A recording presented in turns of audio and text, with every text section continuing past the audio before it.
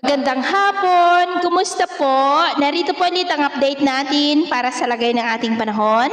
Ngayong hapon po ng February 15, 2024 na kung saan sa ngayon po ay easterlies ang hangin na umiihip po ngayon dito sa ating bansa. Gaya po na inyong nakikita, yan po yung hangin na mula dyan sa silangan o sa Pacific Ocean. Ang amihan ay nandyan po ngayon sa taas.